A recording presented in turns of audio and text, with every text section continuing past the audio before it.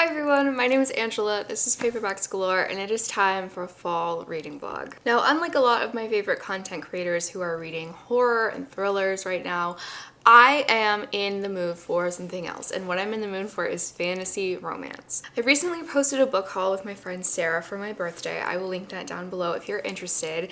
And I bought a bunch of fantasy romance novels, and some of them even have autumnal covers and vibes, so that's what we're going to be reading in this vlog. So stay tuned if you want to hear my thoughts on some fantasy romance books. We're going to be pulling from my physical TBR, my Kindle library, and also my public library that I have access to if I am in the mood to do so. So definitely mood reading, but with a theme. I've started to start the vlog off with Tusk Love. This has such an autumnal cover, and it's also only 250 pages. And it's also just like exactly what I want to be reading. I don't know, I just look at the books on my shelves and this one just really called to me. So today is Saturday. On Thursday night before bed, I read about 10 pages, and then yesterday after work, I got to page, I think like 74. So I'm on chapter 14. The basic premise of Tusk Love is that this is a D&D inspired fantasy romance story. So we have our main character, Guinevere, and she is the daughter of this like merchant family, and she's on her way to this city across the empire to sell these goods, and she gets attacked by bandits. She has guards, but they get killed in the skirmish, and Oscar here happens to be nearby and overhears what's going on, and he saves her. And so they're kind of ending up on this journey together, and they're very different people. Guinevere is a very like prissy princess, rich girl vibes. She's kind, but she's very like sheltered, and she obviously doesn't know much about being without luxury. And Oscar comes from poverty. He is a blacksmith apprentice. He is half orc, half human, and very handsome. And he's kind, but he's not necessarily very friendly and nice and bubbly. He is on the grumpier, tougher side. So it is fun seeing their dynamic, and yeah, they're just on this journey together to get Guinevere to where she needs to go, and they are getting to know each other. So I'm having fun with this 74 pages in. I think it's exactly what I want to be reading, which is something that is fun and romantic and fantasy, but easy. I just finished the second book in the Live Ship Trader series, which is Mad Ship, which is a 850 page high fantasy book. So I definitely was looking for something a bit easier to process and understand, and something that had a lot fewer details and names and plot threads to keep track of, and this is like definitely that. It's very simple. There's not a lot of world building. There's unfortunately no map at the beginning, which I really don't like, because there's just no reference point for, like, they're mentioning different cities and different parts of this land that we're in, and I really don't know much about it. So the little like bits of information that we get, I feel like are pretty rare, and I know that this book is meant to be short and sweet, but I would just appreciate having a map and having a little bit more world building. Maybe, okay, so there's this whole lore of how this book got made. Basically, there's something called Critical Role, which, if I'm not mistaken, is like an online video series of people who play D&D and put it on the internet, something like that. And this book, Tusk Love, is like a fictional book within one of their D&D campaigns, and then Tia Guanzon actually wrote this book. That's the lore, I believe. If I'm incorrect, I will correct myself later in the vlog and look it up. I don't want to look it up now just in case I spoil something for myself. And my only experience with D&D is Baldur's Gate, which is a video game that is D&D inspired, but I've never actually played D&D, and I've never actually watched Critical Role, so it's possible that some of the world building fantasy stuff is familiar to people who have played D&D and who have watched Critical Role, and maybe that's why there isn't more. But yeah, so far I'm really enjoying the romance dynamic, and I am kind of hoping to finish this today. Currently it's 2:40 in the afternoon, and this morning I hung out with my friend Emily, but the rest of the day I don't really have any plans. So let's see if I can finish the rest of this book today, and it'd be really lovely if I could review this book at the end of the day. It's Sunday evening now. I did not manage to finish Tusk Love yesterday, but I did finish it this afternoon, and I waited until my hair looked okay to film this update. There are two things about this journey story that kept the plot from being just literally a journey story where they're just traveling. So one is that our main character Guinevere has these repressed magical abilities that she's never learned how to use. Her parents are like terrified of them, so there's a little bit of a journey with that and her kind of coming to terms with the fact that she has these powers and whether or not she wants to embrace them or keep fearing them. And like I said, she is a merchant's daughter, so this journey is her going to meet her parents in this city across the empire, and she's carrying this like small wooden trunk with her. It's locked and it's been with her like her entire life, and she's never known what's inside of it, and she still doesn't know. She doesn't have the key. And her and Oscar actually get attacked multiple times throughout this journey, and they find out that it's because of this trunk and someone out there wants it. So those are kind of the two plot elements that we have along this journey story. This is really more of a character focused fantasy story in comparison to like other fantasy books, but I would still say overall it's like a mix of character and plot. That's what I put in my story graph review.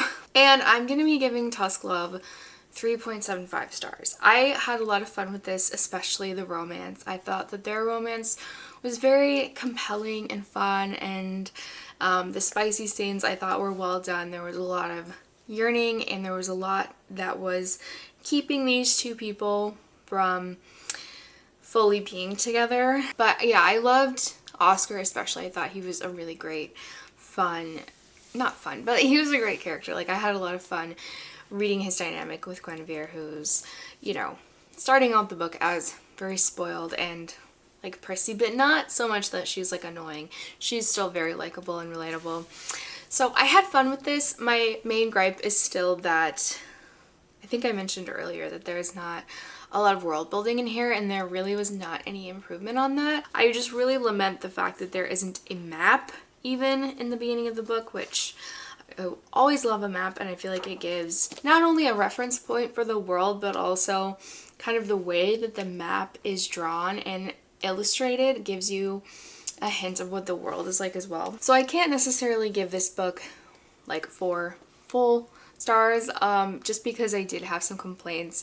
There were definitely moments where I was a little bit bored, but there were also moments when I was like having the time of my life, especially with the romantic and sexual chemistry that these two had. So definitely still a win. 3.75 is still like a pretty good rating for sure. I will be keeping this on my shelves, and I will definitely read more from this author. I think she writes fantasy romance dynamics really well, and I bet her other fantasy romance series probably has a lot more world building, so maybe I'll check that out. So that is my review of Tusk Love. What a wonderful way to start out the vlog. That was just exactly what I wanted to be reading. Like, I know I complained about the world building a little bit, but at the end of the day, I didn't want anything too intensive. But I think right now I'm kind of ready for something with more world building. So I think our next book might be The Second Death of Locke by V.L. Vivolino, who I believe is a woman, or at least femme presenting. Yeah. Anyway, this is a book that's been getting a good amount of buzz, at least on my Instagram feed. There's some reviewers that I trust and I love their content, and they read a lot of similar books that I do, and they've been loving this. And honestly, I don't even know if this is 100% fantasy romance. I could just be bullshitting. So it's possible that I'm gonna read this and it's just a fantasy book, but somewhere in my brain I have categorized this as a fantasy romance. I never do this, but let's actually read the back of the book because I don't know, I just want to. Oh, I also forgot to say that this is actually a little bit longer than I said. I said it was 250 pages. This is actually 270 pages, which is not a huge difference, but it is when you're like towards the end of the book and you're like, is this gonna end? And then it's like not ending.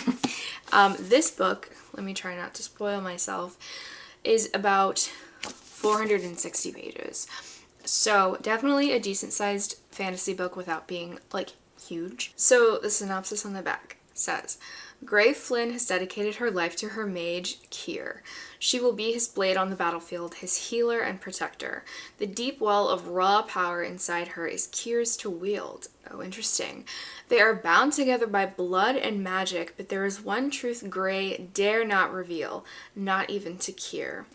When a quest to protect the child of an enemy kingdom pulls them into a dangerous mission, Gray will need to decide what she's willing to sacrifice to protect her secret. For Gray is no ordinary magical well, and if she dies, all magic dies with her. Is that her secret? I hope that's not her secret, because if that's her secret, you just kind of gave that away on the back of the book. So next time I talk to you, I should have a reading update, hopefully for this book.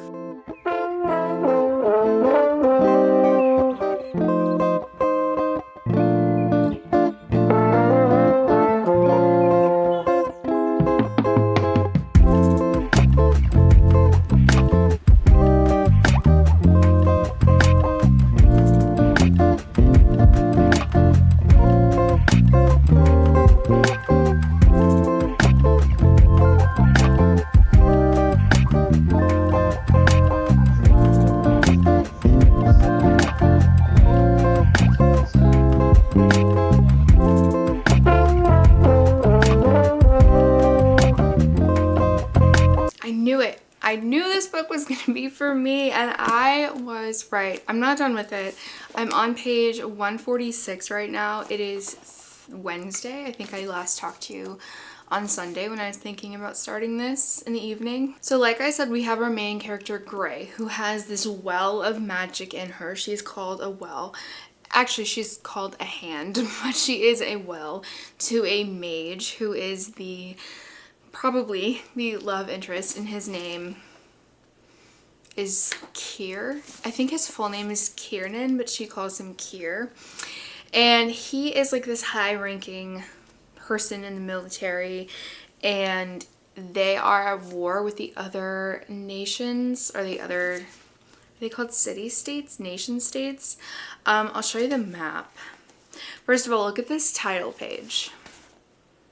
Okay, here's the map.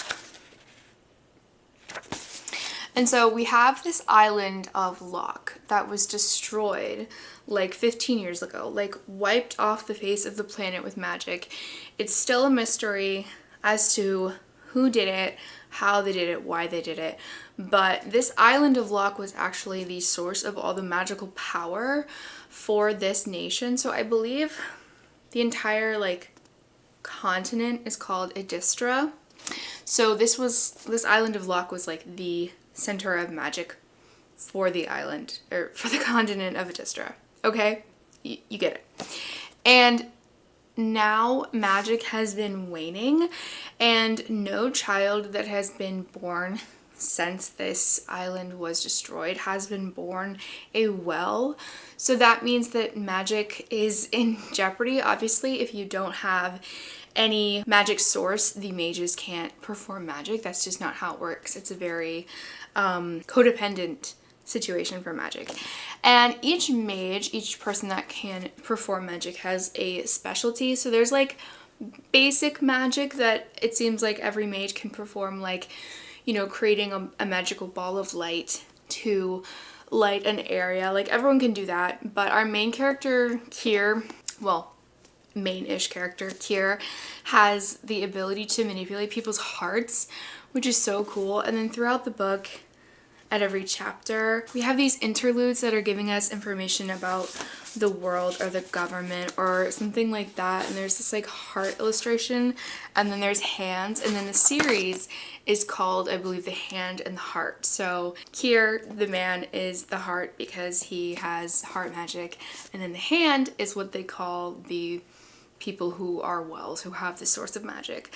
And their dynamic is so interesting because they have known each other since they were children, not their like entire lives, but so definitely like close childhood friends. They are best friends. They are literally like sleeping in the same room level of close. Like that's just how mages and hands are. It's just safer if they're sleeping in the same area because physical contact is like the fastest way, or I think like the fastest way to give them power. So like if they're injured or something, touch them, it helps, whatever. So these two main characters are incredibly close, like closer than best friends kind of bond, because not only are they best friends, but they work together, and they work together in life-threatening situations. Our main character, Gray, actually was trained as a healer before she was assigned to be Kier's hand. So there have been many times when they have been in a fight, a skirmish, a battle together, and he has gotten injured,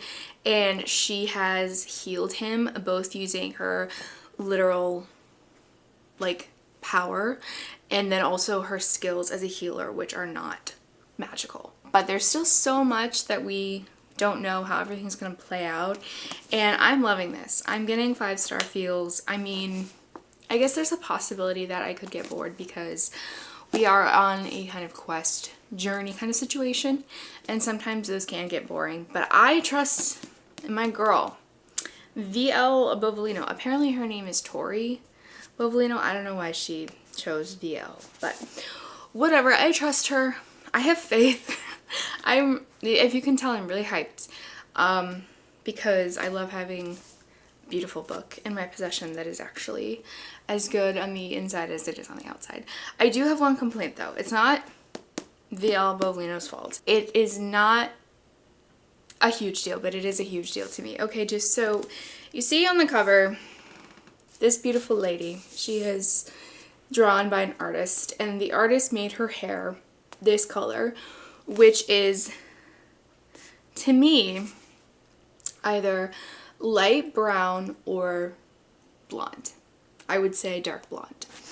And in the book, our main character, Gray, is described as having dark brown hair. So I just can't like look at this cover and be like, yeah, that's Gray. So I'm like, who is this? Like, I guess it's possible that this character is supposed to be someone else, but it's highly unlikely because we're only getting Gray's perspective. It's not like we're getting a bunch of character POVs, and she's clearly the main character. So I am a very visual reader. I definitely picture everything like a movie in my head, and I have a really good picture of Kier and how he's been described. Hot, of course. Everyone's hot in a romance book, like representation for ugly people, okay, but we don't get that, whatever. Gray, I have trouble picturing. I've seen some special editions of this book that has a completely different cover, and I don't really like the way that Gray is drawn because she just kind of looks like an Instagram model with black hair, and I don't want to be picturing someone in this book who looks like they've seen an iPhone. You know what I mean? Anyway, all that is to say, my literal only complaint is that I wish that this cover was more accurate to the descriptions in the book. They also talk a lot about the knights wearing leather armor, and I don't know about you, that looks like metal to me, not leather. So I don't know that this style of armor is even what the author was picturing when she was writing this. But yeah, those are my only complaints. I'm having a really good time.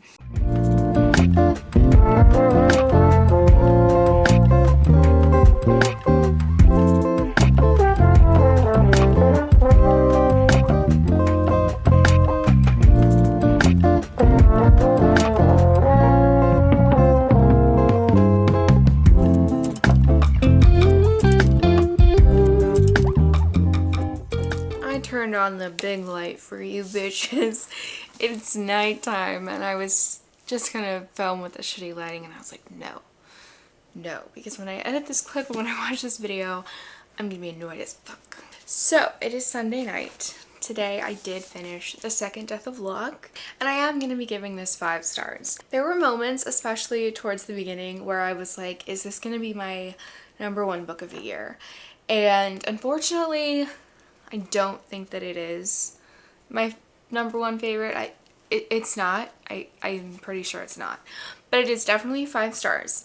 And it is definitely a contender to go on the list. I don't know why I shouldn't be thinking about the list like right now. The last 100 pages didn't necessarily have me engaged as much as the rest of the book, and that might be for personal reasons, just with things going on in my life. Like nothing like terrible happened, but you know, maybe if I was in a slightly different scenario, I would have been more gripped. Nevertheless, a 5-star review, a very good romantasy book. I think that if you are looking for romantasy that isn't just soulless regurgitated tropes that publishers think will sell that are just like being churned out, this is not one of those for sure. So big success with her. She's beautiful, she's wonderful, she looks like Linda Evangelista, she's amazing.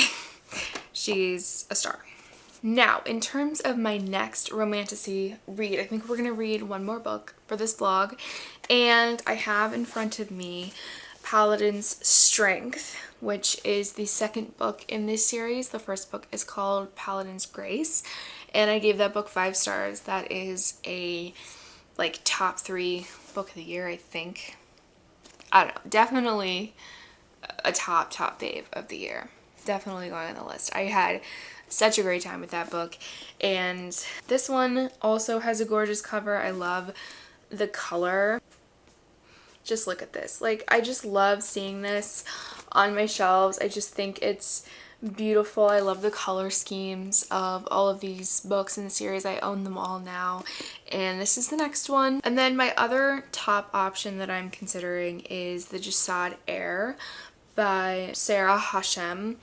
I've owned this book on my Kindle for years now. I got it on one of those like Kindle sales, which I try not to do anymore because A, I use Libby a ton and I don't need to own an ebook in very many situations, and then B, I just don't want to give Amazon my money, especially for books. I try to avoid spending book money at Amazon. But I do own this. I haven't read it yet. This is a fantasy romance. I believe it's a duology, but it's definitely a series. Book 2 is out, and this is based off of Egyptian mythology, I think, which could be literally my perfect book. I love Egyptian mythology. I love that kind of thing. So I'm trying not to put my expectations up too high, but in any case, I've heard amazing things about this one, and I really hope that if I pick it up, I love it.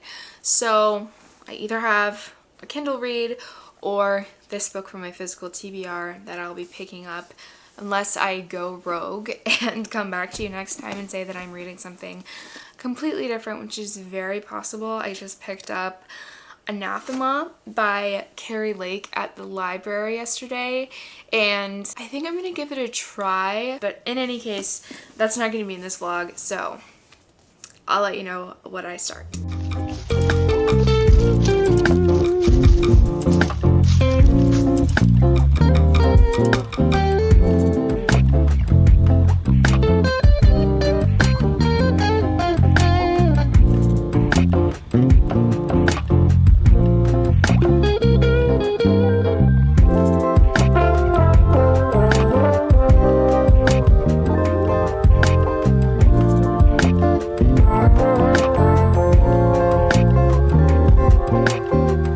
Just a quick update to tell you, I did start reading The Jasad Heir, and currently it's Tuesday after work. I'm about exactly 100 pages in, I think, and I'll give you a synopsis later.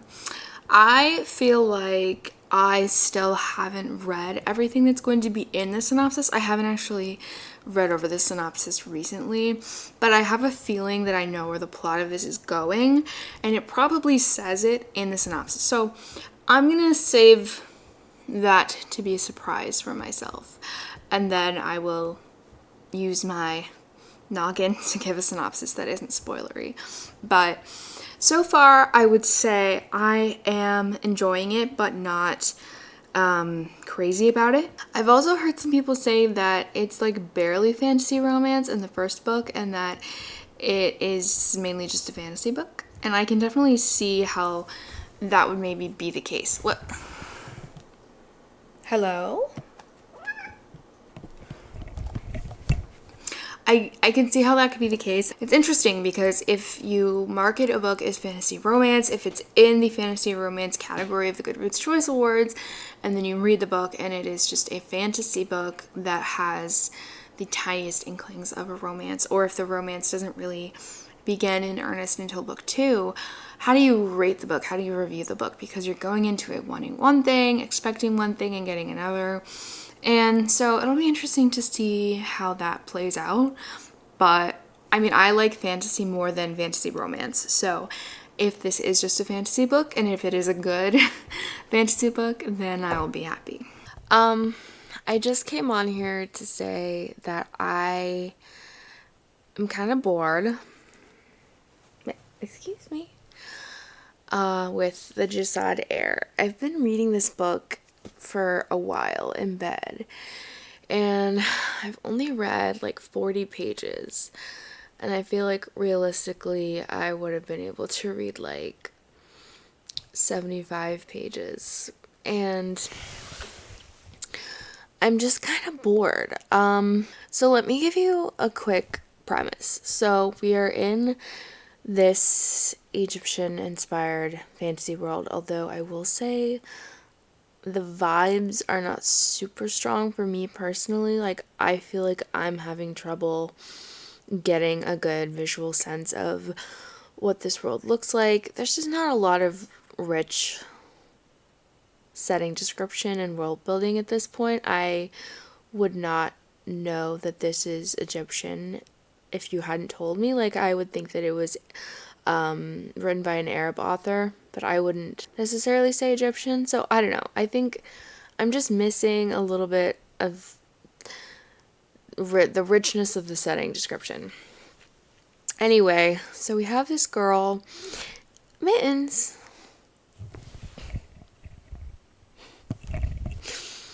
We have our main girl, Sylvia, and she is a Jasadi, which means that she is a person with magic, and all of the Jasadis are from the Jasad Kingdom, which was burned 10 years ago or so, and everyone who is Jasadi who survived is now in hiding, and it's very dangerous. If you get caught, you're basically like done for. If you get caught, there's like a trial, but really you just are probably just going to be executed because magic reasons. Okay, you get it. This is a kind of a common fantasy thing. And she is not only Jasadi, but she is the heir of Jasad, and she lives in this village, and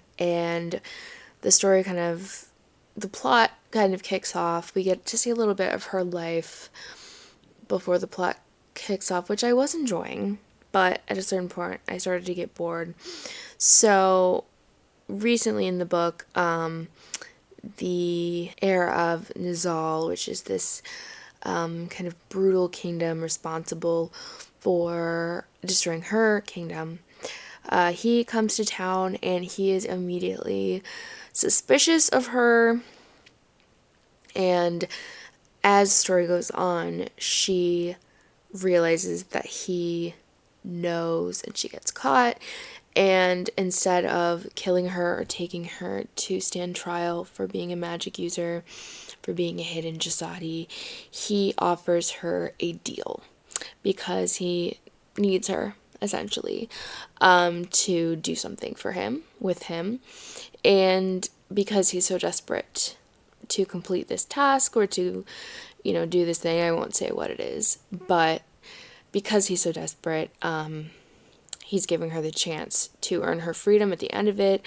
There's also an element of trials. So in order to protect her, and also as part of this task that he needs done, she's going to be his champion in these trials that occur, I think, every 3 years or so.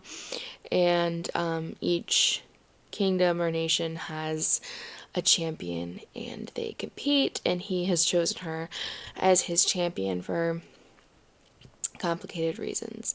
So that is the synopsis, basically. I did read the back of the book synopsis, and that's all on there with maybe a little bit more detail. I like Sylvia. I'm a little bit, again, bored. I think that it's a little lackluster in terms of the world building, and it kind of reminds me of This Woman Kingdom, the first book. Actually, it's a pretty similar premise, and I was also having some concerns at the beginning of that book with the world building and the description and the setting not being super vivid for me. However, what really turned that series into a new favorite for me was the human drama, the character dynamics, and all of the tension and yearning and stakes that were happening between certain characters. And this book, The Jessad Heir, is going to be a romance between her and the heir of Nizal, which is, again, the kingdom that is responsible for destroying her kingdom. And, he has the power to end her life, essentially, with a snap of his fingers. She also doesn't really have access to her magic. She has these magical cuffs on her wrists, and she doesn't remember how they were put there, or by whom, or for what purpose. And obviously, if she had her magic and she was really powerful, she could just kill him, but she can't. So, I don't know. I guess I will keep reading, and I hopefully will, start to enjoy it more soon, because I was enjoying it at the beginning, and then it started to bore me a bit, and now I just feel a little bit why am I even reading this? And part of it is that I am filming this vlog, and I guess part of it is that I'm, already 140 pages into it, which is about 25%. I guess I am curious to see how the romance plays out. It's what am I curious to see? I don't know. I guess I don't know. It's not bad. I don't know. Maybe I'm just tired. Maybe I'm just having trouble concentrating on reading. So maybe tomorrow will bring with it a better brain for reading this book, and I will change my tune. Again, not hating it, but I think that I've seen so many positive reviews, and I've been building this book up a little bit in my head as okay, this is a romantasy that you're really gonna enjoy, and I am not 100% sure that that is gonna be true. These are my gummies, and I have my Kindle book that I'm about to read, and it's gonna be a nice evening. I'm on page 208, and I'm still bored. It got kind of exciting today while I was reading at work. We had literally one perspective from Aaron, who is the male love interest, the heir of Nizal, this enemy kingdom. His name is Aaron, spelled with an A. Anyway, we had a chapter from his perspective, and I was oh my god, we're gonna get alternating chapters now, and we haven't gotten a single other one. So we're just kind of hanging out right now. Eventually there are going to be the trials. Sylvia is going to be competing in them, but right now we're just kind of, I guess, training and hanging out in this tunnel system where he's brought her. It's boring. I'm bored. And I think that if I push myself, it'll probably get interesting again at some point. So I just need to like hunker down. Is that a phrase? I need to sit down and just like keep reading. Like just keep turning the page. Just do it. I gotta get comfy and do it because I don't want to end this vlog on a DNF, and I think I would be disappointed to DNF this book because it's not bad. I'm just bored right now, and I do think I might be less bored later. So we're gonna push through, even though some might say just DNF a book if you're not enjoying it. But I did technically pay for this, so I kind of want to just finish it. I finished the book. It is Friday evening. So I at least got this book done, you know, for the start of this weekend so I can start something else. It feels so bad to just be like, I'm free for reading this book because I really expected to enjoy this book, and there were things about it that I enjoyed, and I don't think that this is an objectively bad book, but it just wasn't for me. It wasn't working for me, whether that be because of circumstances or because of all these little things that have to do with my particular taste. But I think if I'm being honest, I have to give this book 2.5 stars. I think if it had been a lot shorter, like 400 pages instead of 550 pages, I could have enjoyed it more. If you're gonna give me a fantasy romance book that is extremely slow burn, you have to give me a world that I find really compelling and a plot that I find really compelling. And honestly, I wasn't super compelled by either. So something about this book just did not work for me, from the plot progression to the writing style. At times I felt that I had to reread so many sentences because I would read them and I'd be like, what are you talking about?